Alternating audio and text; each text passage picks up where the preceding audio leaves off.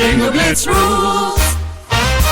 If your bingo has ads in it, That's not a bingo. if it doesn't have the coolest tournaments, mini games, and the most breathtaking design, Nope, not a bingo. if your bingo moment makes you feel so excited that you just want to burst in joy and scream out loud, bingo! Sorry, so you're playing... Bingo Blitz? Now that's a bingo. Go for a world of excitement with Bingo Blitz, the #1 free bingo game. Download Bingo Blitz and play for free. Now that's a bingo. When your destination is discovery, there are no wrong turns. That's why, at its very core, the new 2025 Lincoln Aviator SUV provides momentum beyond mere transportation. In this thoughtfully crafted and confidence-inspiring SUV, your destination is not about where you can go, but who you can be. Explore more at Lincoln.com. Lincoln and Aviator trademarks afford or its affiliates.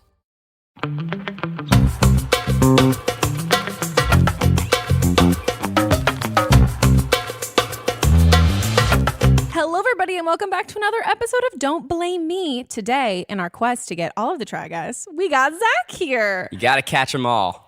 And you're wearing Try Guys merch. I am. You know, I didn't realize this was going to be videotaped, so I'm like, oh, cool. I'm running out the house. Let's throw on a quick hoodie. No, but the good you're thing, repping. I'm repping. The good thing about having merch is that your lazy outfits seem like a choice. Mm-hmm. I'm advertising. Yeah, and it's like revenue. Like you're like, Absolutely. my laziness and not figuring out what to wear is going to hopefully make me money. A quest to be a walking billboard. Exactly. So if you guys are not watching it, watch so you can see the merch. You guys have great merch. Thanks. It took me like an embarrassing long time to figure it out. Mm-hmm. Well, it's the dumbest thing possible. It was a commentary on how all YouTubers have like the dumbest Fandoms? call to action of like, what is he?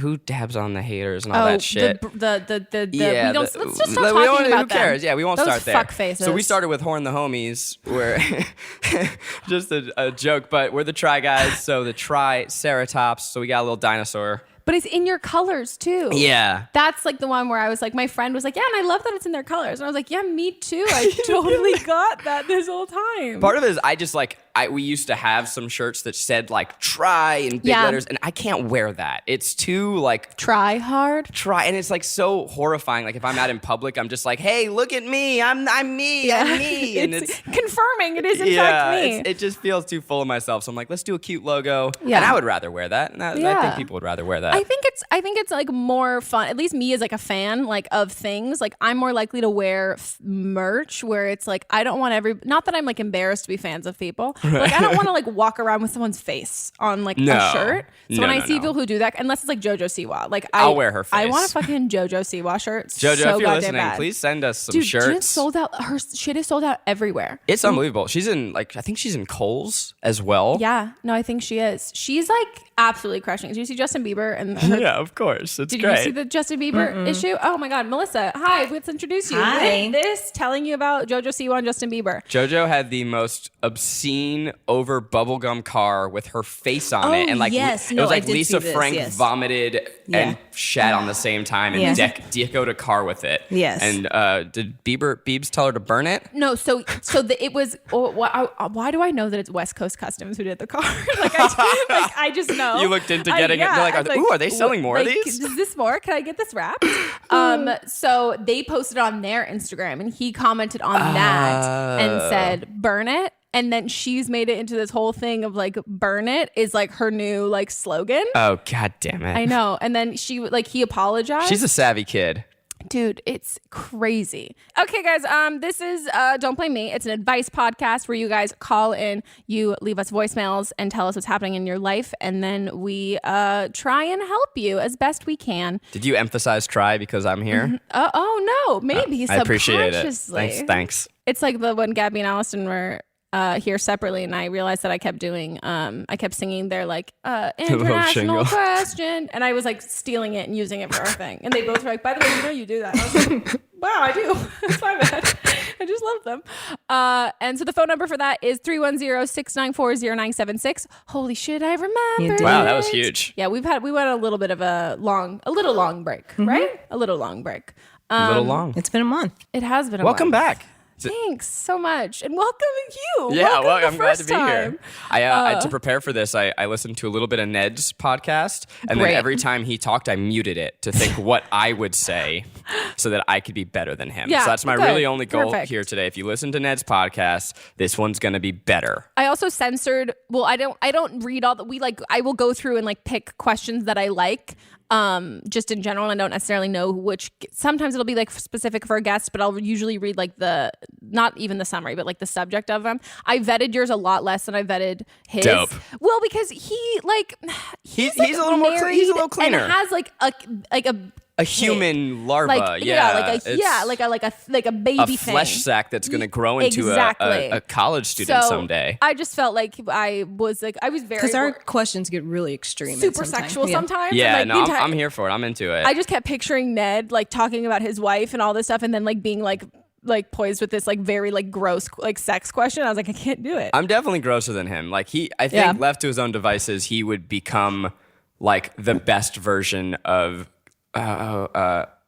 He'd become the best version of Kevin James, clean comedy.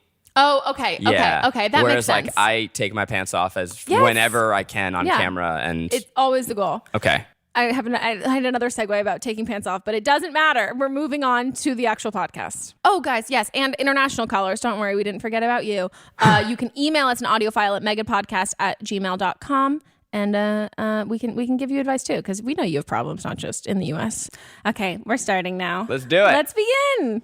Hi, Megan. I had called in before, but I was extremely drunk, and I don't remember what I said, so I'm going to try this again. I'm 25 years old. I've been with my boyfriend for about 2.5 years. He just moved in this past summer. My boyfriend's actually 31 years old, and he's working part-time at a children's hospital. Every time I say that, everyone's like, well, you're dating a doctor. Nope, not quite. So he is a patient transfer person, I guess. He transfers patients to appointments or if they have surgery or whatever the case is. And he spends the other part of his time developing and animating a video game with his friend. The development of this video game has been slow as ever. And I feel like I'm starting to get impatient. He makes no money off of this video game yet. He keeps telling me that, someday maybe kind of thing. Or I say someday maybe, but he seems to be convinced that it definitely will be profitable at some point. Currently, I work a better job, and it's full-time. So that just means that I bring home more money than he does. He does kind of come off a little bit intimidated by that. I don't know if it's just kind of male ego thing or age difference. He seems to think he should have his shit together more being 31 versus me who's 25. But when I tell him, it's because I'm working full time and you're only working part time, you could make just as much money, working full time. He gets mad because he knows that I hate waiting for this game to take off. I want him to be more financially stable too, or at least be at the same level that I'm at, but I'm starting to kind of feel like maybe that's a shallow thought. I don't really know how to handle, this situation. I also want to emphasize that I have no idea about video games. I've never played a video game. I don't really know how long they take to make or anything like that.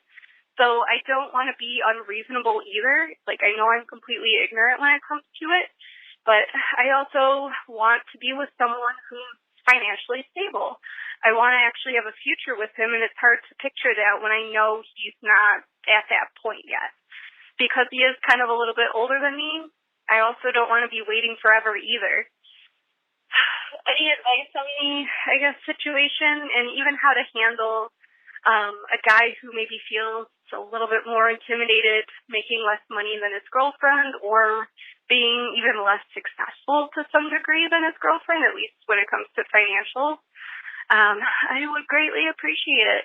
A lot to unpackage there. At first I was like, oh, this is an art question. I can answer how to be better at your craft, but there's so much more at play. Yeah. I think to start, and mean, you're the only boy here, so you're automatically I'm going to be leaned on heavily. We're going to be outnumbered in this thing because we're all probably going to agree on it. I don't think, like, it's not your job to make him comfortable. Not that you're going to feel this way, but, like, it's not your job to make him feel more comfortable with you making more money. Like, no, not at all. And, I have a huge problem with, like, anyone that thinks that that dynamic can't exist healthily. Like, that's so stupid.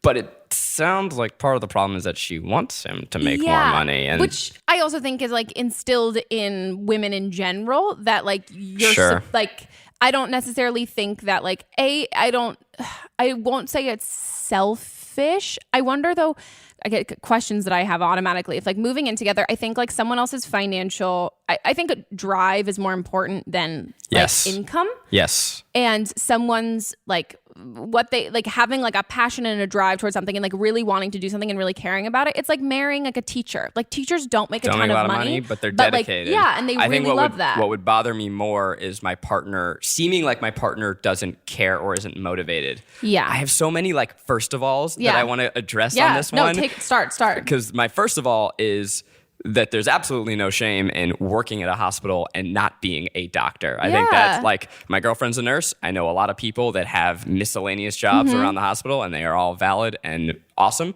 I don't know what this specific job is. Yeah, and just driving patients. It's just like maybe if they're at one facility and they need to go to another facility, he transports them. Yeah. Okay. All right. But okay. I mean, that's like that's not like that job in itself has meaning. Sure. And, like, comes from, like, a good place. It's not like his part-time job is working at Best Buy. You know? So, like, I automatically think that, like, having a part-time job in a place where it's not really like like filler jobs or, like, places where people it's the turnover is, like, so incredibly fast. Like, it's all high schoolers who work there over the summer. Like, working at like, in a children's hospital, doing something where you're, like, interacting with, like, patients on, like, a pretty semi-regular basis. Like, to me, that seems like, there could be, like, a longer, more full-time future in that. And also it's not really I don't know. To me, it's, like, not really, like, a temporary kind of job. Like, it seems like so hospital jobs actually are only a few days a week, and it's because the hours are so insane. So nurses typically only work at hospitals 3 days a week. Oh, because they're on, like, crazy shifts. Yeah, because they work 12-hour shifts. But they're probably working full time. I think her problem is that is he part-time so that he can do this video so game. He can do the video. All right, game. yeah, that's bogus, dude. You got to get a real job. But what if the video game, like, takes off? Well, okay. And how stupid do you fucking feel if you broke up with your boyfriend and then the video game blew the fuck up? The thing is it going to take off if he's not working for a larger company as it is? Independent games, independent anything, really hard, right? And I don't know about games particularly. What I do know about any sort of art, and this is, like, you have to do things a lot and go through the whole process to get good. Working on one project and trying your best to perfect it is going to keep you at one level, and you will never grow. So I know that he's not calling, but if he were to ask advice on his video game, I would say, fuck that game. Yeah. Make 20 games in the next year as quickly as you can. Go through the process. It's not about the home runs. It's about the at-bats. And that's how you close the gap between your skill and your taste. You have to go through the process again and again and again. So I'm guessing that this dude is working on one project and he's like, this is the one. It's going to break big. But who knows if he's even completed one game. Yeah. Like, your first any creative thing is never going to be good. You have to go through the process and learn to let go and move on. Yeah, you have to learn how to kill your darlings, that whole thing. Absolutely. I wonder how long he's been working on it. Because, like... Yeah, she wasn't specific. If it's, like, 6 months, I feel like... 6 months is okay. Yeah, but I feel like that's totally, like, I would assume it would take so much more than that. I'm guessing if it's been like years. 5 years, I think it needs to get to a point. And also, like, I wonder, like...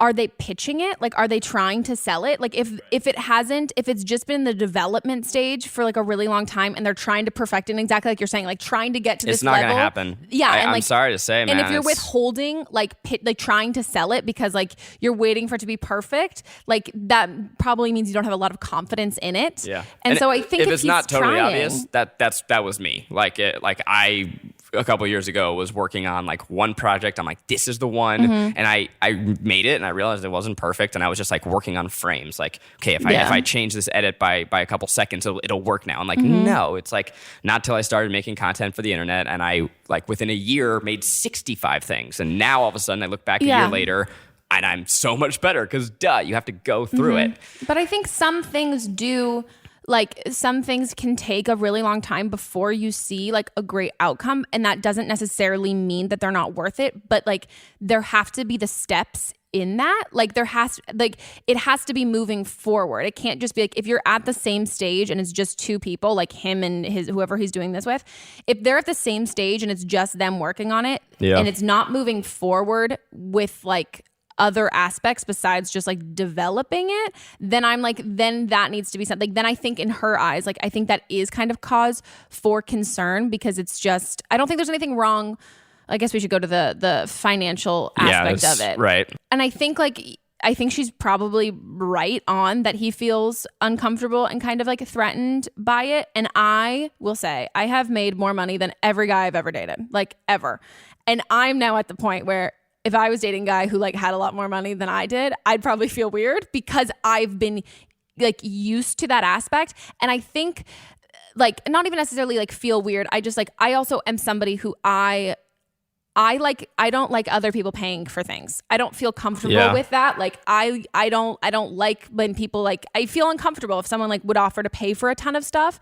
So I wonder, living together, are you covering his ass? Like, are you like paying for that stuff? See, I might be reading the tea leaves too much here, but I have a feeling that the problem isn't that she makes more money. Yeah. It's really this crux of like, he's 31. Yeah. That's the age when you kind of are at this turning point where like, hey man, like dreams are great and I love them, I support them, but also you have a responsibility. And if she's trying to picture a future with this guy and he's not taking the steps to showcase that he's going to be providing and committed to like the health of their relationship. And so when you're at that age, like I think it's great to have a passion project, but first and foremost, you need to take care of the home front. You need to have it's responsibility. Yeah, and she said if he worked full time, then they would be making the same amount of money. Right, and then it's up to you. If you really care about this game, now in your free time, that's when you're going to be hustling and putting in extra time. But I don't think I'm quite okay with him being like, well, I'm going to do part-time because I'm working on this thing and it's going to take off, it's going to hit. Like at a certain point, you need to, I don't want to say grow up because that infers dropping the dream, but like realize that you have a responsibility and that you need to step up. Yeah, and if this is his dream, then maybe he can get a job in that field. Exactly what I was going to say. And work on that during the day, and then at nighttime he can be working on this. On his own. And getting a job in that field will help him hone and refine those skills. Yeah. I think that's like you get to this point where you're like dream or whatever you're doing. Like I am an unemployed actor who also does everything else that I do while I'm being an unemployed actor is still like performance and media film related. That's where like, with and in him, doing so, you're making your own opportunities. And I'm also like learning more about things. Like I'm learning more about everything that I can do in one thing is going to help me in something else. And I think like that's kind of maybe she's picking up on the fact that like these are two totally separate part-time jobs that like it doesn't mesh to be like one driven dream of what they want, what he wants to do, which I think can be like a little alarming. But I'm also curious, like, does he know how to code? Like, does he know how to do anything else that would be like, I think like some people like, I have friends who they work to live. Like they have like desk jobs, like they're fine with it. They don't like love it, but like their weekends, they shut off. They don't have to do anything with work. They don't even think about it once they go home and they go on these trips and they do all that other stuff. Yeah. And then I want to know too. When you work in a creative field, it's like you like live to work, like you love it. And like you go to bed thinking about it and like not in it can be in a bad way or a good way, but like it consumes you in a different kind of way that you need to be like fulfilled and satisfied by it. And I think for him, he's probably more of that and like only wants to do something he really, really loves. But like there gets to be this point where if you can't do exactly what you want to do, which is like this video game and sell all of that, then what is the next best thing that's close pivot. to it? Dreams, like this whole idea of like, what are you going to be when you grow up? Like there's what you decided when you were 10 years old. Oh my God. There are so many other versions of it. Yeah, I'd like, be a Christmas elf at Macy's. That was my dream. Wow. That's not where I thought this was going. Still kind of my dream. I just love Christmas. Well, you can still do that. I believe in you. I could, maybe. But maybe you can be... Tall. Oh, I am too tall. You are definitely too tall to be a Christmas elf. But that's why you pivot. And maybe you could be Mrs. Claus or a reindeer. I'm gangly. I sympathize with her because, like, it sucks to move in with someone and then now all of a sudden have all these questions. They say that, I don't know who they is, but I'm just going to pull a stat out of my ass and hope that it's real. So don't Google this. Just assume I'm telling the truth. But that couples who don't move in with each other until after they're engaged or married actually have a higher success rate than those who move in together to see how it is. Yeah. And the reason for that is because if you move in and you're not committed, you're still playing this testing game. Yeah. You're still judging and you're kind of constantly auditioning for the role of partner. Oh, wow. Yeah, and that's Dark. like... Yeah, sorry if I got too Do you real. live with your girlfriend? I do. Cool, I live with my boyfriend too. Yeah, and by the way, we're not engaged, so like Yeah, I'm aware of that, but I didn't want to... We had an option to move in earlier because it was like, hey, leases are coming up, but I didn't want to rush into it. Yeah. I wanted to make sure like this is a decision we're making, and it's a decision we're making because you we're want committed. to, not because like convenience. Yeah, I don't know what the end of the story is of like, hey girl, you fucked. But Yeah. I get that that's such a tough and terrible place to be where you moved in because you thought that this was the next stage, and now you're having these questions about his viability as a partner long term. And you don't want to be the person that goes like you don't want to be shot as the messenger to go to him and be like, hey, you're 31, time to get a job, a real job. The one thing I will say is that you cannot unfortunately be the person that gives him a wake up call, because you will only be caught in the crosshairs because of it. But then if it gets to a point where you're not able to like move forward in the trajectory of your life that you want, and not that you want a guy who provides for you and makes so much more money than you want someone who you're like, well, if I'm going to be 50-50 with someone, I want someone who can make what I'm making, so then we could do this and do all this other stuff. But if you feel like you're having to carry so much more of like the financial weight of it and you don't want to, I think that's okay. It doesn't make you a shitty person. And if this relationship ends up not working out because of it, that's also fine. Like I don't think it makes you a shitty person for wanting to be 50-50 with someone for a decent chunk of the time, because it's never always going to be 50-50. It's going to be like ebb and flow. But like if it doesn't change, I don't think you need to feel guilty about not wanting to like stay in it, because like or talk about it, give not an ultimatum, but address it. And I think we agree it's not really the money. Money is the tangible expression of it, but it's this feeling that you're working your ass off, you're working a job as a responsible adult to basically he's complaining about pay this. for him to do a thing that we don't know if it's going to pan out. It's just like a responsibility thing of pull your weight and put in as much effort as I am. Yeah, because he's also complaining about like not. He was complaining. You can't do that, dude. Exactly. So I think, I think you have him call in. Yeah. Do we ever take callers on this show and we can like just like be like, hey man, quit it? But have a good talk with him about it, like a long talk that's not about. That's more about like what his plan is with everything. You can't keep it in, right? Yeah. I think it's like if you just keep this in, it's going to grow into resentment and it's going to get so much worse, and it's going to come out in a way that you don't want it to, a la your drunken phone call previously. So I think you got to have an adult conversation about it. Also, by the way, contrary to my other point, Ned and his wife moved in after 4 months, and they're like the most married people ever. So fuck me, right? That makes sense. 4 months, I had to figure out how long it took before him and I. And then they got engaged within like a year. Really? Yeah, they moved fast. Were they in? Stupid. They were in Chicago. Okay, that makes more sense. Yeah. Okay, we're done with this question. Let's move on to the next one. Hi, Megan and Melissa. I'm 21 and me and my boyfriend have been together for 1.5 years. We recently moved in together. We're both at university. So we moved into a 7-bed house and we got 2 rooms, so we'd have a room each for more space. Before we moved in together, I would see him about 2 or 3 times a week. We would go around to each other's houses, and when we were together, it felt like we would spend all of our time together, have more alone time. But now, since we moved in, it feels like we spend all of our time as a flat, and then even at the night, we could go off to our separate rooms. So it often feels like we're more roommates than we are boyfriend-girlfriend relationship. And it ends up that I kind of lost the romance and can often feel like I'm being friend-zoned, which I hate the phrase. Also in this house, there is another girl, and they've got quite close. I don't think that there's any romance between them. I would never think he would cheat on me. But their friendship, I'm getting jealous about their friendship.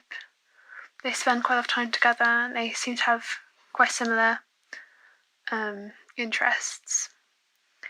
And ends up feeling like he spends more time with her than he does with me. I feel like I'm in second place. It doesn't help that I've got really bad self-confidence and self-esteem due to bad relationships with my family. And he's my first relationship, so I'm naturally very paranoid about it. I don't know what to do. I really want to improve our relationship and get more romance into it, because I'm scared that if it continues like that, it's going to fall apart. I want to be able to feel more confident and get more self-confidence in our relationship and just in me as a person. Hope you can help. Thank you. Bye.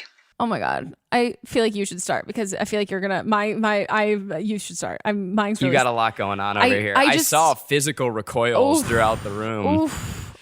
Yeah, I mean my heart is What's your weeping instinct? for you. My instinct is to say that I don't think it's an uncommon thing when you move in with someone to find that the effort for romance is dwindling, and it's that feeling of like, oh, well, I don't need to try anymore. And every relationship is work. That's first and foremost. Dating, I think there's like a myth that like love is so easy, and you meet someone, once you get it, and then you got it, and it's like all this electric nausea, and it just never stops. And like that's total bullshit. You have to put work into your relationship. You need to be dedicated to it. And it sounds like right now he's failing, and it's possible that you're failing on that side too. So it's just a recommitment to finding times to like.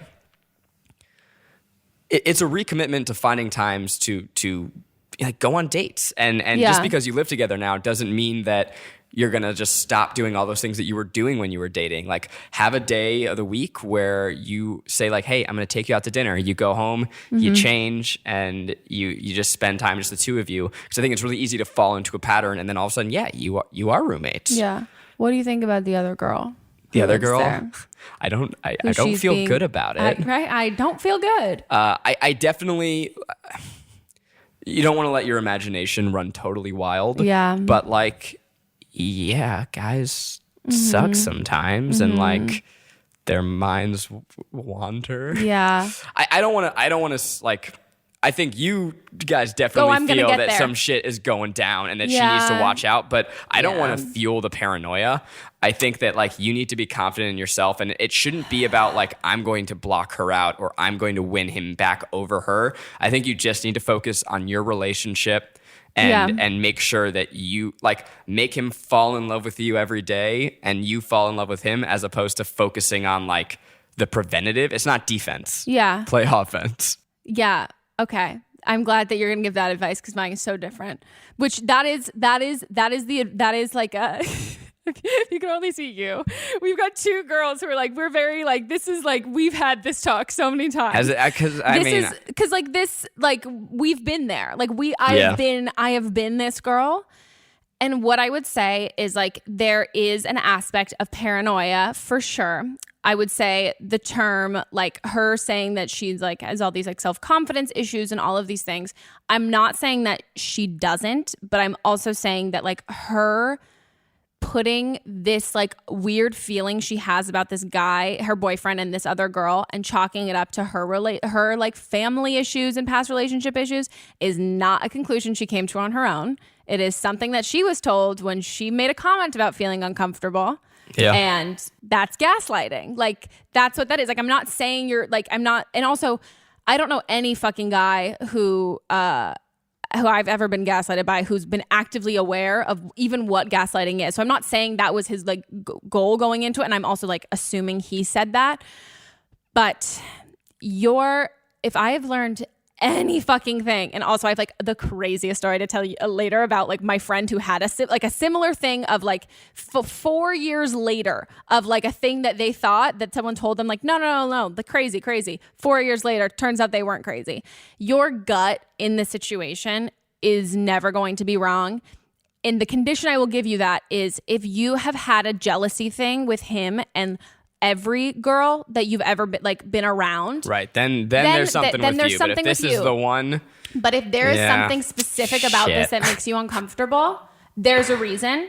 And yeah, I think your advice is better. I just wanted to make her feel good. I just was like, what's gonna make her feel better? I don't want to. That's good. And also, she asked like, what can I do to like help our relationship? And that's like that is the advice that you do to help your relationship. But right now, I think what you need, like, it's like just look at what's in front of you. You're probably not fucking crazy. There so what do we do about is this girl? Something going on. You don't do anything about the girl because it's not like, yeah, the girl's shitty, but it's not the girl's fault. Like that girl doesn't owe her anything. Her boyfriend owes her something. That's who the commitment's with.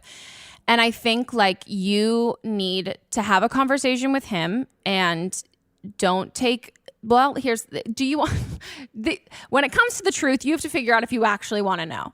And sometimes you think you want to know and then you realize you don't want to know. So you need to look at the situation, realize it's a 7-bedroom house. You're in a shit situation with potentially living with your boyfriend and potentially a girl that, not saying that he's actively physically cheating on you, but might have a crush on it and have like an emotional relationship cheating, with. yeah. And the level of disrespect that happens when you're going to choose to hang out with another roommate who's also a girl over your girlfriend, that to me is just like a scummy guy. Yeah. Like that's just like point blank. That's him. I hate this. And I've been this, so I feel so bad, which is also why I'm giving so much tough love, is I wish someone had said this to me. I've had so many friends be like, oh my God, no, you were being crazy. And then finally later they were like, oh no, you weren't being crazy at all. Is like, how he's treating you, and if like he's going to make those decisions for you, like he's choosing her right now. And at any point, if somebody in a relationship is going to choose somebody else, and then they're not going to recognize like, oh, wow, I fucked up, let me work on us, but is going to deny it. And like that to me is something that's already lost and is already done. Like you don't have that boyfriend anymore. And like, I will agree with what you said about how when you move in together, you have to like have dates. Like my boyfriend and I went through that for like a long time for us to understand. And like people have different definitions of quality time. Whereas like for him, like he'd be cool if he came home from work and like we'd both be on our computers, or like reading or doing there's something. A healthy balance there. Yeah. And then like for me, I'm like, well, no, I want like at least one night a week where we like go out and do something. Like you have to plan healthy balance there with me, just like you plan things with your friends. But like because we live together, we don't have to like plan the next time we're going to see each other. And so that there is a learning curve there that I think like you can fall into that. But there's the issue here, I don't think is the quality time. I think the issue here is the quality time is being spent with another girl who's not you. It's funny, you've totally like turned my opinion on this, because at first I'm like, okay, I have a 5-step plan. We're going to bring the romance back. We're going to do sleepovers. We're going to go on dates, and then we're going to bring it up, because if you bring it up now, maybe you're going to push him away. And now I'm flipped. I'm like, you know what? Fuck this guy. Yeah, you're going to go out, you're going to get a new haircut, you're going to get some new clothes, you're going to show him, and then you're going to start like talking to the other 4 roommates. Yeah. There's something, and the last thing I will say, there's something to be said about like lying and potentially cheating and hiding something.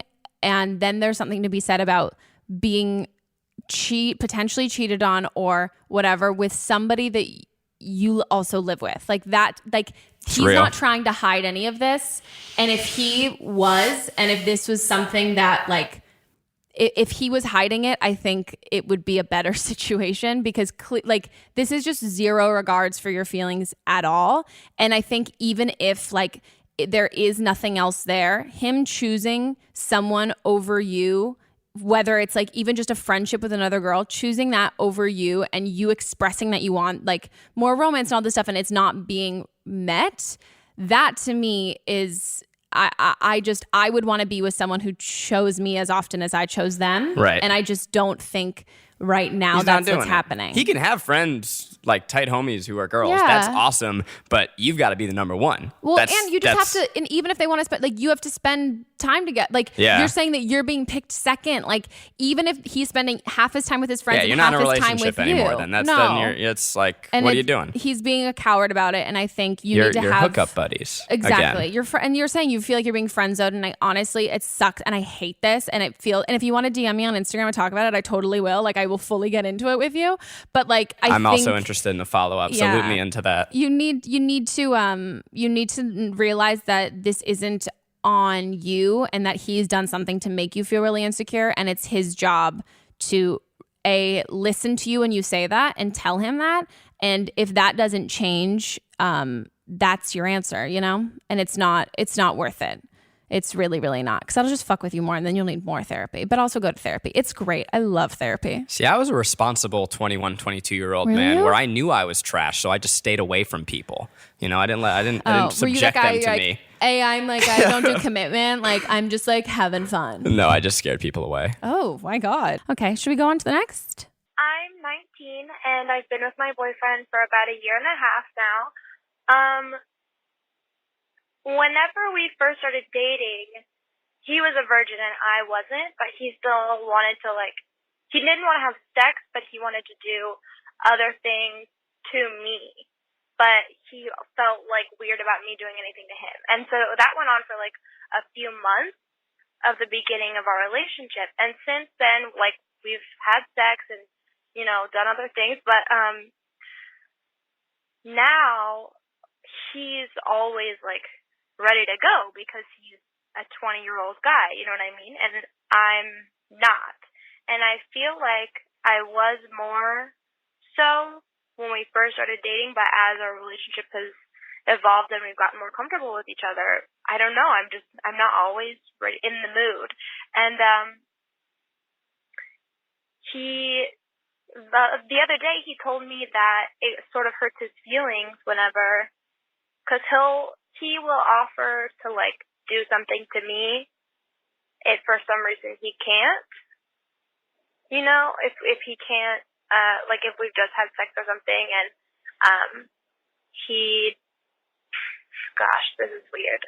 If we've just had sex and so, like, he can't go right away and I'm still ready to go, he will offer to do something to me, but he said that it hurts his feelings that I don't offer to do anything to him if I'm not in the mood. And I sort of think that it's different because when it's me, I'm just not in the mood and I wouldn't want him to do anything to me if he wasn't.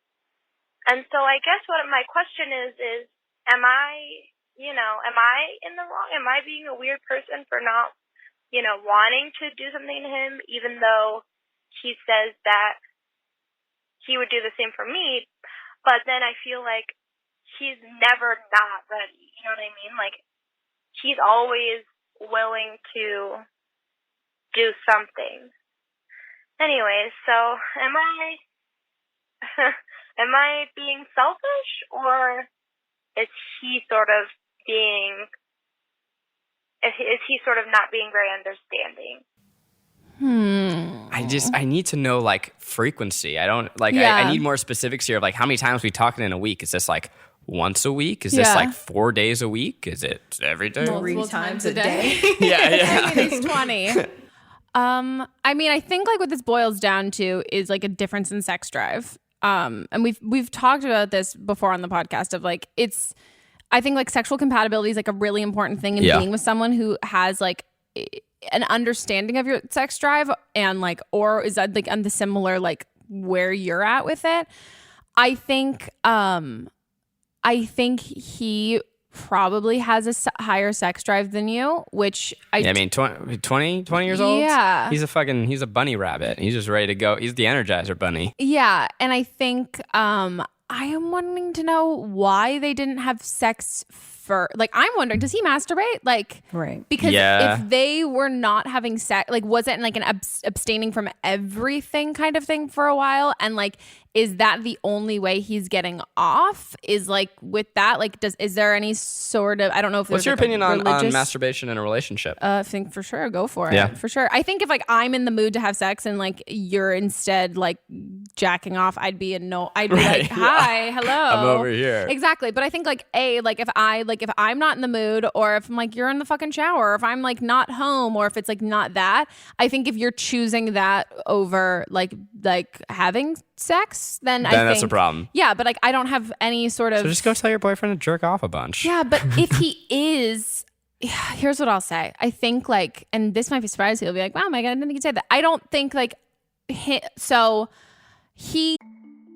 As a podcast network, our first priority has always been audio and the stories we're able to share with you.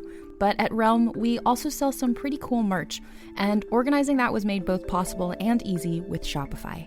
When you think about successful businesses like Aloe or Allbirds or Skims, an often overlooked secret is the business behind the business that makes selling and, for shoppers, buying simple.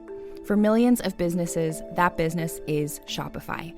That's because nobody does selling better than Shopify. It's the home of the #1 checkout on the planet. And the not-so-secret secret that's definitely worth talking about is that Shop Pay boosts conversions up to 50%.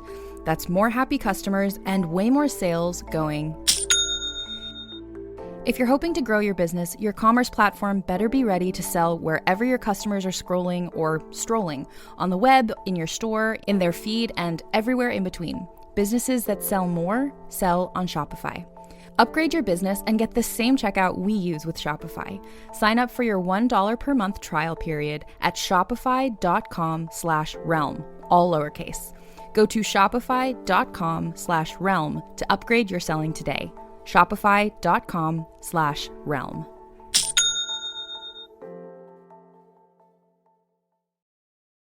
He, not to put words in his mouth, talking about things with his mouth. I don't think, not that you don't have like the greatest vagina in the world, but like, I don't think he is like just like craving vagina and that's why he's going down on you. It's more along the lines of like, he likes getting you off and like likes that aspect. So he's not necessarily like, oh, I'm in the mood to like eat her out, but like I'm in the mood to like, there's a confidence boost and like he wants to make you feel good. And so I think that he's probably not going to say that to you where he's like, well, when I'm going down on you, it's like, if he's horny, like maybe he's getting off by going down on you, but like to me, those are not necessarily like he totally might be, but I think like it's more about like pleasuring you and less about him. Like I don't think he's selfishly going down on you. Yeah, I think it's about her pleasure because he was going down on her before they even had sex and he wouldn't let her go down on him. Yeah. Well, it sounds like he had some hang-ups, but I guess he's way over them now. Yeah. But I think know. like there's like you should never feel pressured to do like anything sexually that you don't want to do. Yeah, we got it. First and foremost, there's no world in which you should feel bad for not always wanting to pleasure him. Like that's not your exclusive job. There's also just the reality of like totally going back to your idea of like sexual compatibility. There's frequency, but there's also like time of day. Yeah. Some people are like morning horny. Oh my God, some people are night I can't horny. with morning sex. I'm like, I need coffee. Yeah, and do like not fucking go on. And I'm gonna tell you, like, I get tired at night. Like when I'm tired, I'm like, I gotta go to bed. I'm not like this is a stamina thing, and I don't got it. Yeah, you're no. I'm ready to sleep. I am asleep. Stop. So like, it's something to figure out, and I was gonna say in an adult relationship, but you guys are still in college. In relationships, I think you have to talk about it and figure it out, and it is possible to get into a place where you're not putting enough time for your,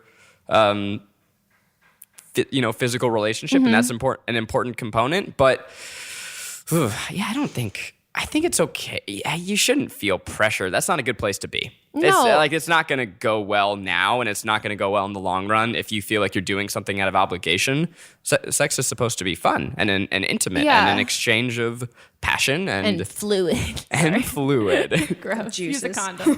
I also wonder, though, is he going down on you in hopes of like do unto others as you would like done onto you? I think that he's So that was doing. like especially in college, I didn't know a single guy who enjoyed it. Going down on girls. Yeah, it was like something that it's something that you develop over time as a guy. And it really, the context in which I heard about it when I was younger was either abject terror and like what do I do? I don't know what to do, or this is something that I'm going to do because I know that I'm going to get reimbursed for it. No, and that's what I wonder if he's doing. But I don't know if he did though, because he did it before. I was gonna say he asked for the exchange. Yeah, that's what I was gonna say though. Maybe he was doing it before because she wasn't a virgin and he felt like he had to do it to keep her. Oh, she wasn't a virgin. Yeah, he was, and he was doing it because he felt he had to. That's like a what pressure? he had to do. To keep her. Yeah. Well, and I think like. What was her problem again? I think with her, but the thing that she said, he's pressuring her. Yeah. Okay. Right. He does it more. Right. Okay. He goes down on her. I lost track. She's saying that she doesn't want him to go down on her if he's not in the mood. So I think then you have to have that conversation with him, which is like awkward and uncomfortable. Sure, but if you're gonna like have someone's like penis inside you, like you have the fucking awkward conversations about it. And like say something about the like being like, I think we have different levels of sex drives, and I think that's like totally fine. And I want you to feel like if you're totally in the mood and you've come on to me and I'm not in the mood, like maybe you just ate a huge dinner and you're like, please no. Then like you're totally free pass, like feel free to masturbate, like that's totally fine and awesome. And like if you're in the mood, if you think going down on like me is like a reciprocation kind of thing, like I think we just need to be like more clear and have sex when we're both in the mood, so one of us isn't trying to get the other person in the mood when they said they're not. And so I think you just have to have that point blank conversation and then give him permission, not that he needs your permission or anything like that, to be like, if I'm not in the mood, like you feel, because maybe he doesn't feel comfortable like watching porn or masturbating because he feels like he's cheating on, like not like, I don't, maybe he feels like he's cheating. Yeah, it's a weird conversation to broach. Yeah. And I think that's totally common, that people feel like when they're in a relationship they can't watch porn anymore, that it's like I have to save myself for you exclusively. The porn conversations we've had from this, that's where I didn't know people had so many varying opinions. Really? Yeah. I mean, I don't think that my girlfriend would be happy with it. Yeah? Yeah, I don't think so. I mean, it all varies. Like I don't give a shit, like usually, but like again, like if I'm there and like your choice is going to be to watch porn and not have sex with me, I'd be mad. But like if I'm on the couch like eating tacos being like, I don't want to have sex right now, like I'm bleeding out of my vagina, I'd be like, go ahead, watch porn in the other room, you know? Yeah. But and I also, I'm thinking that he probably thinks that sex is all just physical and he's not doing anything. The emotional. Yeah, the emotional part to lead up to it for them to have sex. And are you girl? Are you finishing? Like I've been wondering, how good is he at what he does, or is he just like going down there? He's like, I did it. Now let's have sex. Like, no. Spells the ABCs. Starts humming. But yeah, you go like you blow on it, right? You just tap it. He's just biting. Go back to our ASMR portion. Yeah. Literally my vagina clenched. Ow. You just shouldn't feel guilt tripped at all. And I think the same way of you don't want to feel, now it's in her head that he feels obligated to go down on her even when he's not in the mood, which then makes you feel bad. And like, you're like, no, I don't want you to do something that you don't want to do. I don't want like this to be like a task kind of thing. But if there's something that like you have enjoyed like sexually with him more, or is your sex good? Like, is this right? Is like, are you not? No, he's 20 years old. Of course it's not good. It's very, very quick. Is it that like when you mean you're not in the mood, that there isn't a lead that up? He's not getting like, you in the mood. Yeah, he's just like, okay, if I go down, you think we'll be exactly, and that's not the right. Yeah. So I think like if you can like I think you need to specify what that is. Yeah. I know. I think you just the next time that you're in the mood, like take your time with it and make it into a situation, like have your dream situation of like how long you want to spend doing foreplay, all these other things, and then making it so that that is a better experience, because I think like I just think you guys are on just different different levels. It's so hard to keep up with a guy that age that is like full of energy and raring to go. First time, and he's like, whoa, this is great. Let's do this always. Like, because it's totally nice to do something for your partner occasionally. Like, if you don't want to do it, like that can be a good gratifying thing. Yeah. But you don't want to get into a pattern where you're just constantly fulfilling something out of obligation, especially if he's not bringing the goods, and which is probably not. Yeah. And so, it's a frank conversation talking about, how often you think an ideal number is, or frequency is rather, how things that he can do to make you feel validated and in the mood and primed.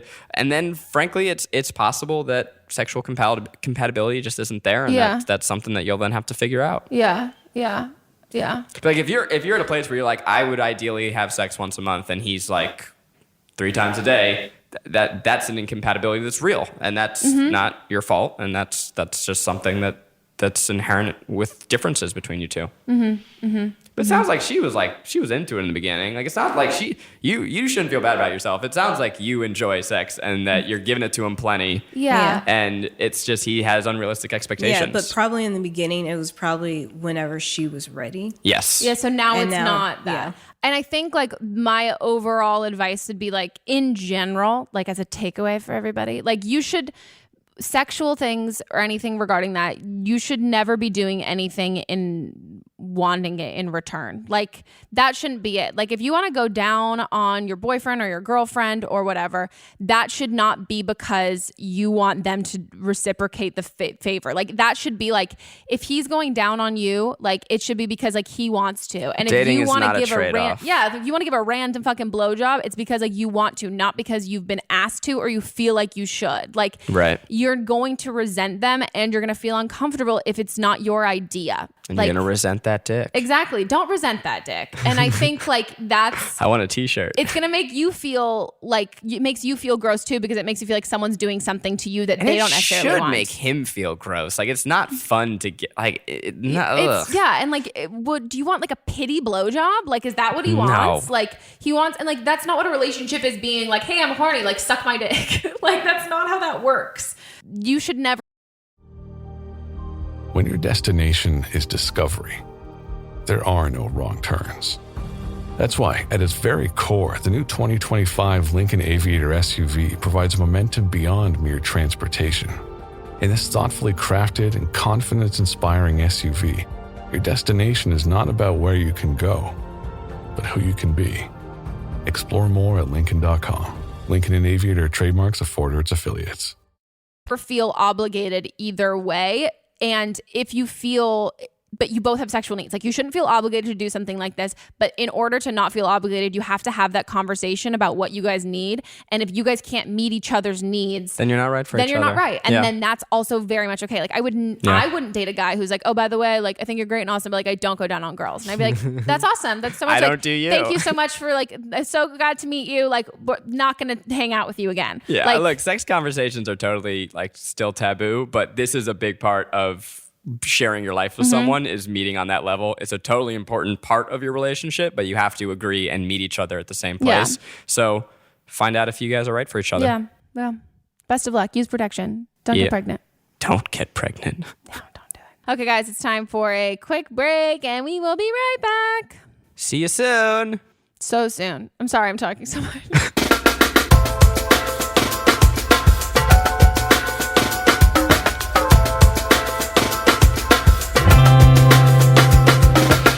Guys, we're back from our break. We're back. And we're going to hop into more calls. So I'm 17 years old, I'm from Germany, and I'm doing an exchange year in Mexico right now. So I left my boyfriend back in Germany, and I've been here since 4 months now, and I honestly just realized that I don't depend on my boyfriend as much as I always thought I did. And honestly, I'm just not in love with him anymore. So the problem is, he told me a month ago that he's gonna come here and stay for the last 5 months and do an exchange semester. By the time he told me, he had already paid everything. He had his host family, his school placing, and basically for him there's no turning back anymore. And if he would decide to stay in Germany, he would lose all of the money. So my question basically is, do I break up with him before he comes here? Do I not break up with him at all, even though that's just too unfair? That's just lying to him all the time. Or do I wait till he gets here and then break up with him here? All of the options to me feel very unfair, and I already feel so bad right now for lying to him that I'm still in love with him. Yeah, I just don't really know what to do, and I'm hoping you could give me some advice. The advice is that you made Megan squirm out of her chair and slink to the ground.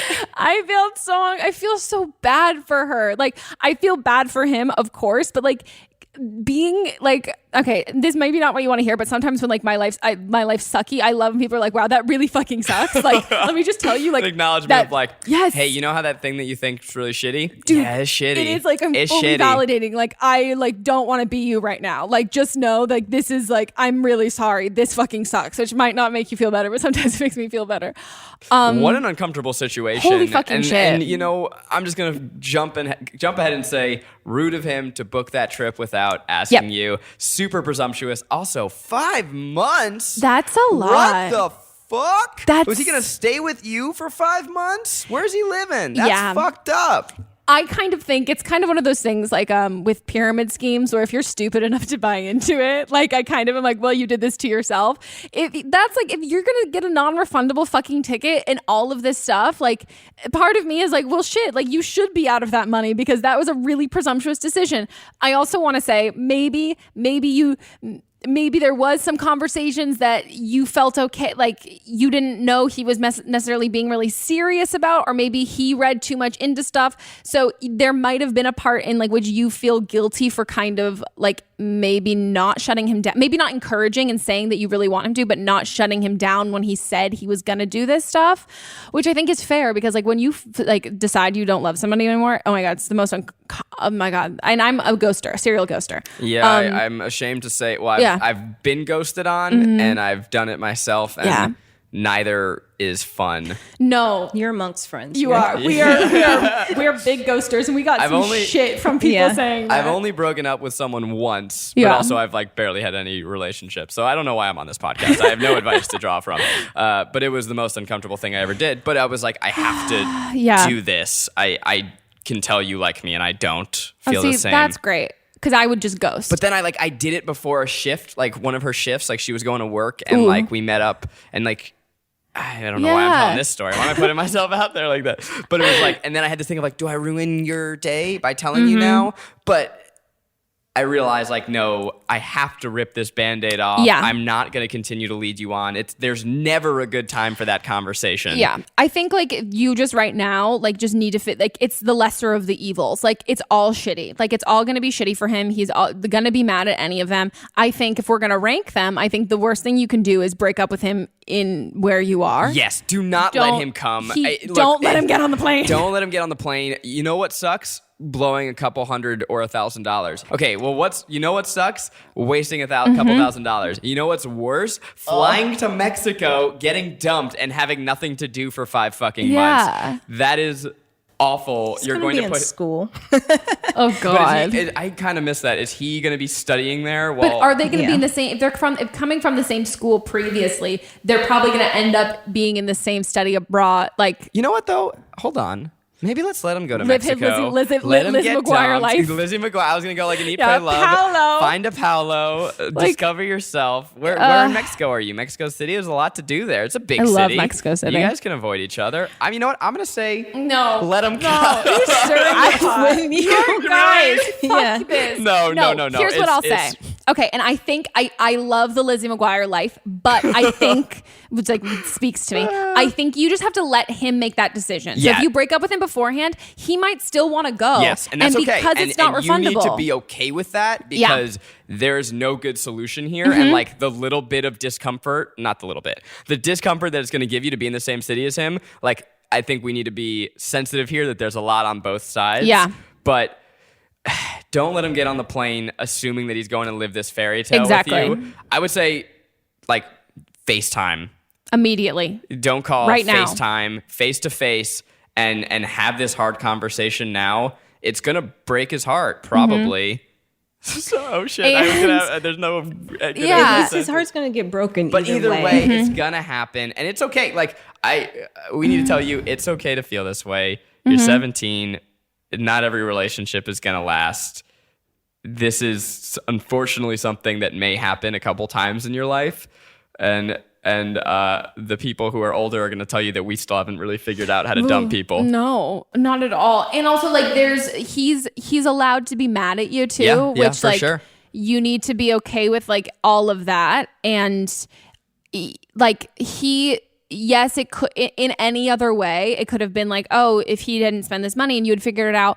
But the thing is like you had to go, I'm not like a destiny believer, but like you had to go on this trip to figure out that you don't have feelings for him anymore. So like this isn't like, this is when you figured this out. And like, sure, could you have maybe said something sooner? Yes. But also like you didn't want to feel that. Like you don't really want to fall out of love with someone. So you're like holding back and not saying anything and having him like make all these plans. Like in your mind, I'm assuming it was probably like you wanted that. Like, yeah, I really want you to come and I want you to want you to come, and you're kind of hoping that it's just like a phase and you realize it's not, and then you have to tell him.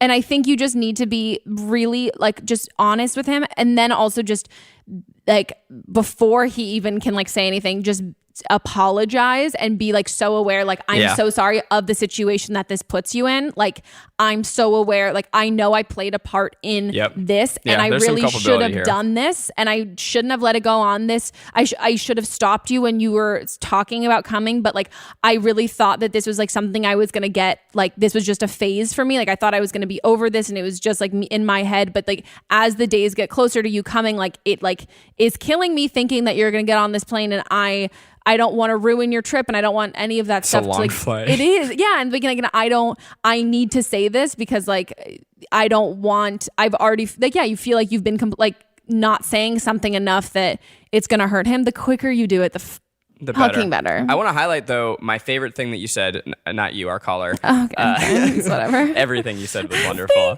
You said that you realized that you're not defined by him anymore. She wasn't relying. Mm-hmm. Yeah, and I think that's fucking awesome, especially if you're someone who's been in a lot of relationships like throughout your adolescence, and maybe you're someone who's been like a serial dater. It is wonderful to find that space, especially in this time of your life, to be defined by yourself, on yourself, and not through who you are in a relationship.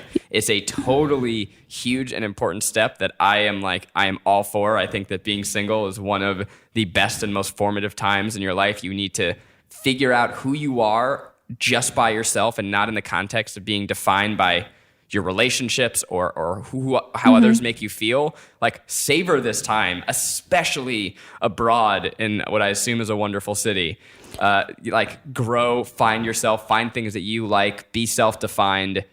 Fucking awesome. Well, I think it's also just like so impressive because that'd be the complete opposite for me. Like I wouldn't call myself like defined by like my friends and my relationships, but like when I'm out of my element is when I feel the most like me, when I'm surrounded by people that I know. So like the fact that she can identify this like sense of independence in a city like that, this is new. Like this is like such like a fuck yeah. This is like the moment in the movie where like a great Blink-182 song comes on, and you're like, I'm living my best life. Great Blink-182. Yes, from 2000. I'm sorry. Yeah, every movie from 2000. So you would have went to Firefest. No, were they supposed to go? Yeah, they were the ones that canceled. No, but I'm saying old. I'm saying like old.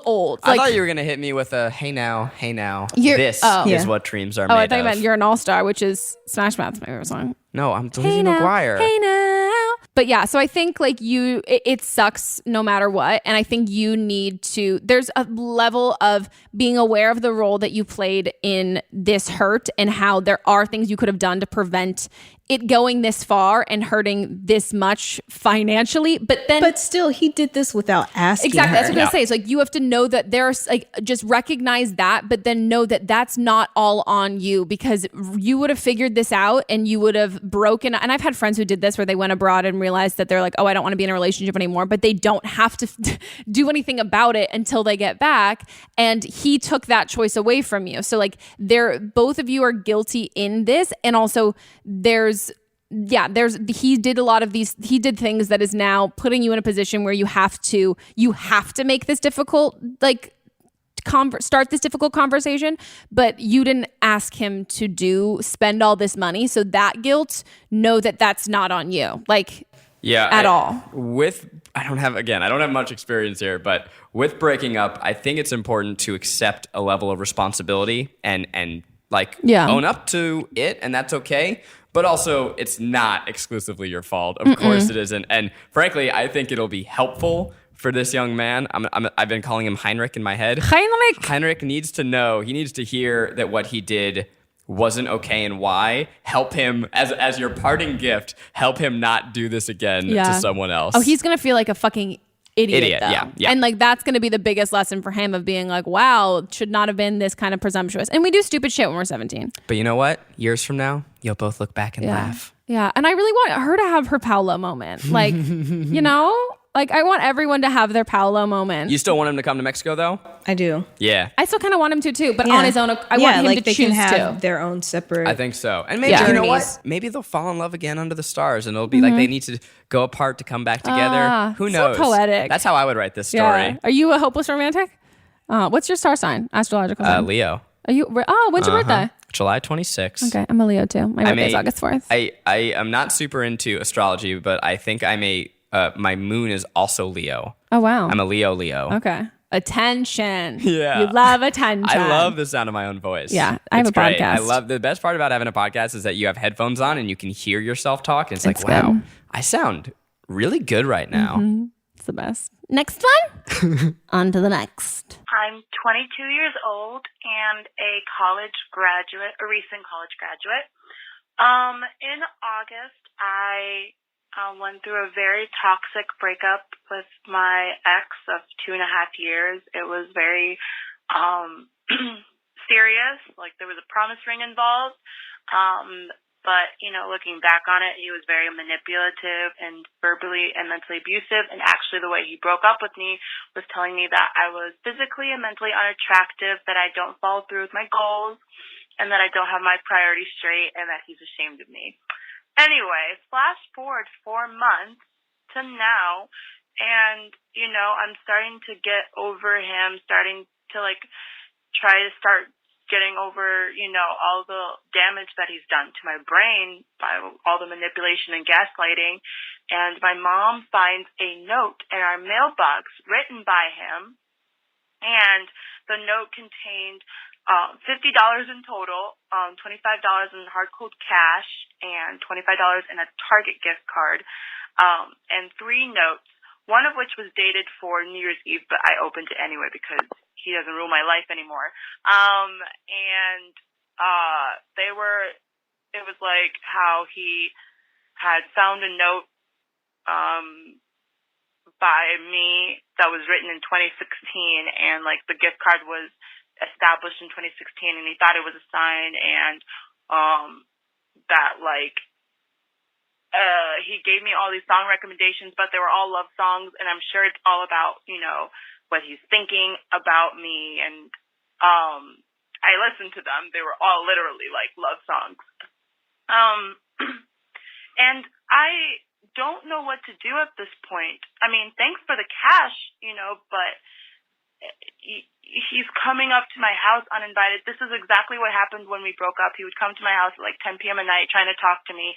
He would leave junk voicemails, and my cousin had to tell him to get lost or I'll call the police.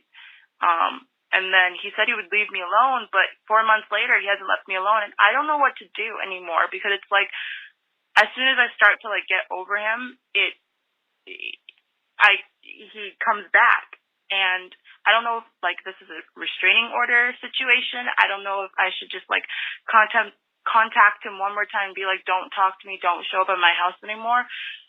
I don't know what to do, and your advice would be really great. This dude is so lame. He sucks. So lame. As the great philosopher Jojo once said, it's just too little too late. I was going to say, get out right now. Right now is the end of you and me. She's got a lot of advice. She's got a lot. She's been a philosopher for a long time. Return the fucking money. No, don't. No. Because that's giving him too much. Do not do anything. It's as if you never saw any of it. Yeah, okay, that was going to be my next word. So, okay, I'm halfway nothing. Correct. That you don't contact someone to tell them to stop contacting you. Nope. If someone's pulling out all the fucking stops, it doesn't matter what you say. They're just going to be like, they're talking to me. This is my in. Like, you need to just shut the fucking door. Like, there is nothing. Like, I have cut people out of my life. Like, and they're... No matter what, like people will try and get back into your life for any sort of reason. And it is not, I've literally had like people like send same thing, sent money, sent things. Have you had guys do this to you, like romantic? I had or friends? one ex do this to me. I had one ex do this to me, but then he got a new girlfriend who he seems very happy with, and I haven't heard from him in a long time.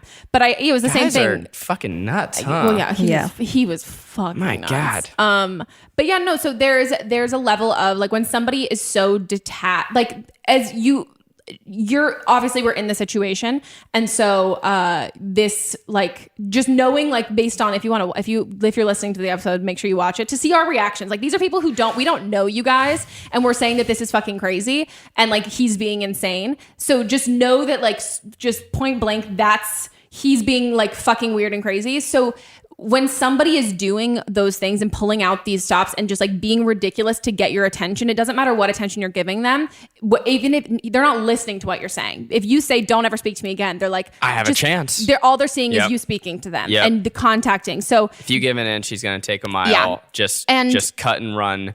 That's how it'll happen. Like in breakups, it's been like I had an ex who was like showing up at my place all the time, all of these things. And so I like when I had told like my I was living in like a gated building thing, and I had told him, I was like, this is a picture of my ex-boyfriend. We are no longer dating. Like you need to not like they can't be let in. Like they don't have any of this clearance or any of those things.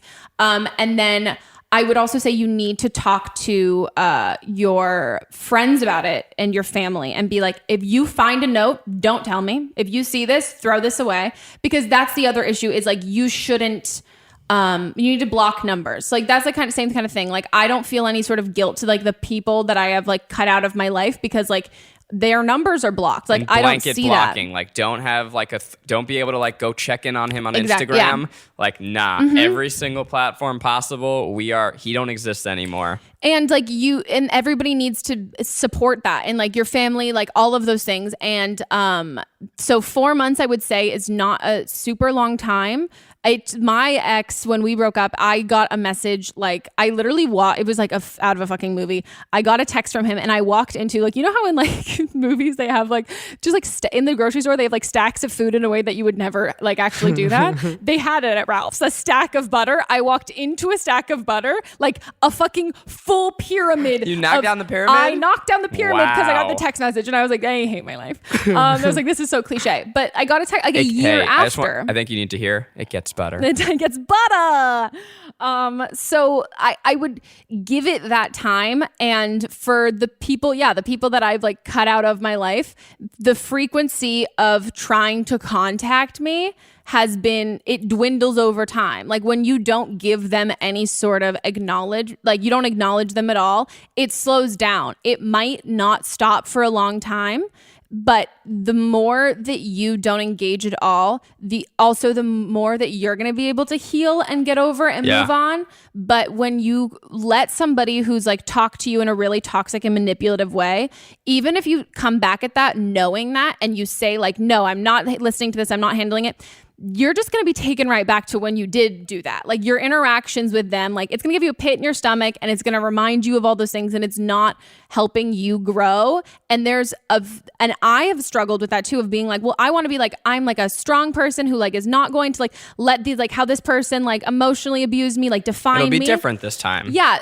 Or even just being like, I want to tell this person off. Like, it's not about them. And like that sense of like confidence and strength comes from like how you live the rest of your life. You don't need to teach that person a lesson or anything like that. Like, that's not on you. And that's not, you're not going to ever get that satisfaction from it. Like, you can There's no happy ending with you engaging him. It sounds like you're healing, and that's awesome. We're proud of you, but he's not your responsibility. He is, you know, he's got problems, and it's not your fault. It's not your job to fix him. Yeah. It's not, you don't deserve the way he treats you. Just cut it. Let him figure his shit out. Move on. Yeah. And if you're worried about like your physical well-being or anything that he might do, and like you're afraid of any of that, which you should totally listen to your gut instinct with that. I don't know what state you're in, but in California for restraining orders, if someone's on your property and won't leave, and basically being on your property is like or has threatened to do something, or is on your physical property and won't leave, you can call the police. And even if that person leaves by the time that the police get there, you have it on record that the cops have been called for that. So then if they come back a second time, or an event similar happens a second time on your property, there already is a record. And in California, you need to on like a record twice, or one or two times before you can like go through with a restraining order. So just know that like, those tools are at your disposal if you need them. And there's a peace of mind that, like, at least for me, like there's a peace of mind that kind of comes with it, of being like, if you get like the law involved too, it also holds you accountable to be like, I'm not going to let this person in my life, because I, like, the really smart, like grown up adult side of my brain did this thing where I called the police because I knew this was a bad situation. You know how you feel right now. You know how you feel when you call the cops. You know, you reached out to us, like, you already know the answer here. Yeah. And so maybe you're just looking for someone to like hold you to it. So we're going to hold you to it. Yeah. And it's about you moving on and you healing. And it's not about telling him to stop contacting you, because he's just going to, it'll happen eventually, but it's going to have nothing to do with you saying, stop contacting me. Do you find you do that when you have things that you like, you have to change or do? I just tell everyone in my life. I just tell everyone like, oh yeah, I'm going to start going to the gym 3 times a week. And now it's like, the more people I tell, the more it's like, oh shit, I really got to do that thing. Oh yeah. No, I have friends who will do the opposite though, where like if they like don't want me to tell them the truth about something, so they won't like ask my advice or tell me anything. And then they'll be like, I have to tell you this crazy thing that happened. Like, my life went to shit for 3 months. I'm like, why didn't you tell me any of this? Like, well, I knew I was making all the wrong decisions, and I knew you would tell me that I was, so I didn't tell you. And I was like, okay, cool. Or like, I didn't break up with that guy you told me to. And like, you're right, it did suck. And I was like, well, okay, cool. Good job, guys. Okay. Well, best of luck. Best of luck. Next one. It's time for listeners' advice. Listeners' advice. Did you also see people's suggestions? Yeah, I kind of liked like "Don't Blame You." Oh wait, fuck. What were they called? Is this where they reflect on all the advice we've been giving, and they give how their own advice where our life needs to change? Oh my God. Advice to us. God, no. This episode is brought to you by Amazon. The holidays are here, and you know what that means. It's time to get your friends and family the gifts they deserve. Take the stress out of shopping with Amazon's great deals and low prices on a huge range of items, from toys to tech and much more. Whoever you're gifting for, Amazon has great prices on everything you need this holiday season. Shop early holiday deals now.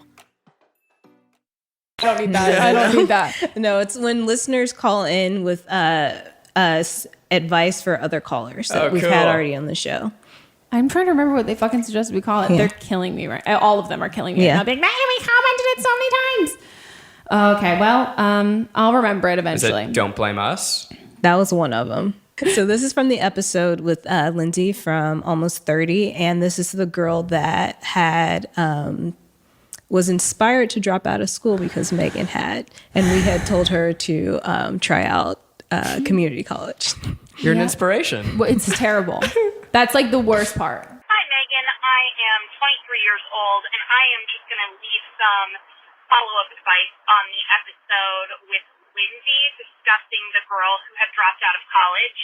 I think what you guys said about going to community college was wonderful advice. So I actually graduated high school a year early, was kind of thrown into do I want to take a gap year to figure out what I want to do, or should I go right into college? What was the best choice for me? I had some family issues going on at the time, so I decided to go to community college.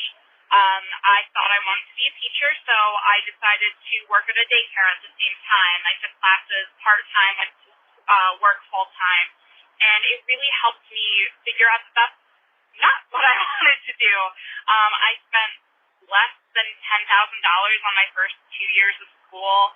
It ended up giving me scholarships to pay for school, and I had more than half of my tuition paid just from going to community college for 2 years and really trying my hand at what I want to do. I ended up going to business school. I'm going back to get an MBA shortly. I ended up in a leadership role at the company that I work at now.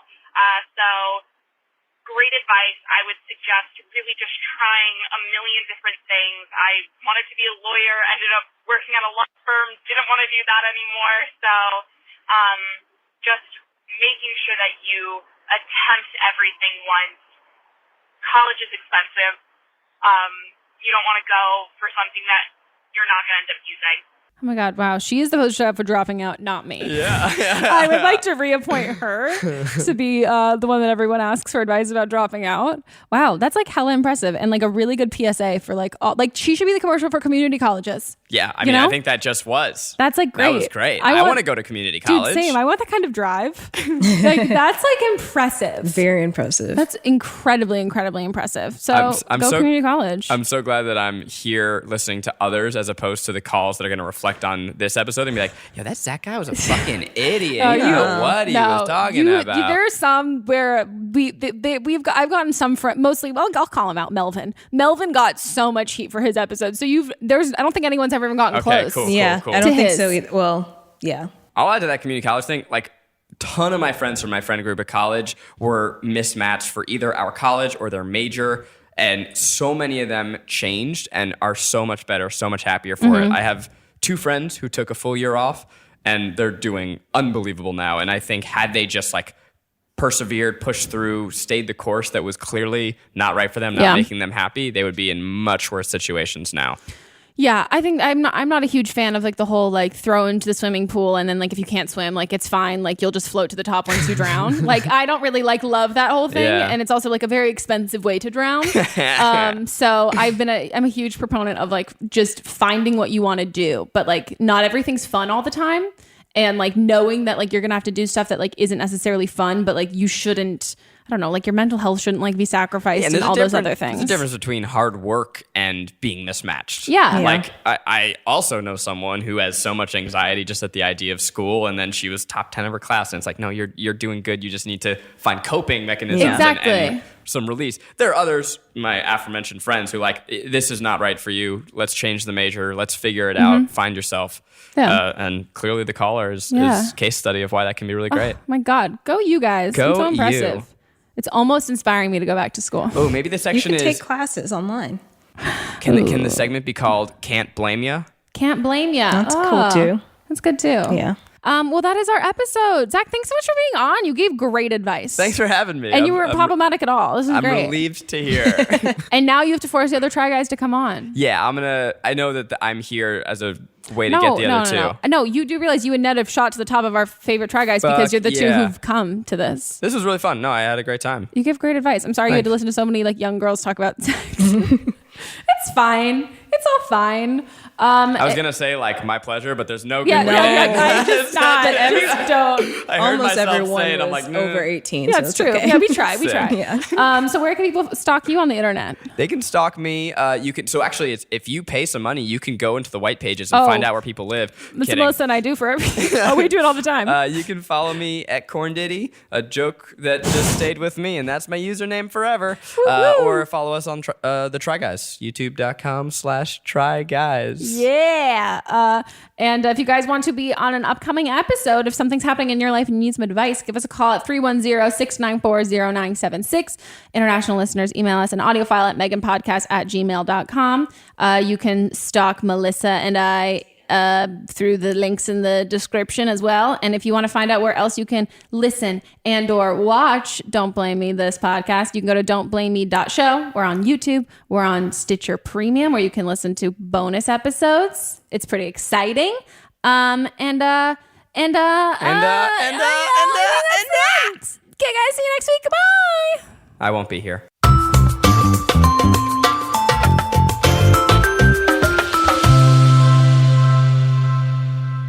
Don't Blame Me is a production by me. Executive produced by Melissa DeMonts. Camera operator Amanda Lechner. Production assistance by Julie Carley. And music by Ryan Hunter and Giacomo Picasso, part of the HerPod Network.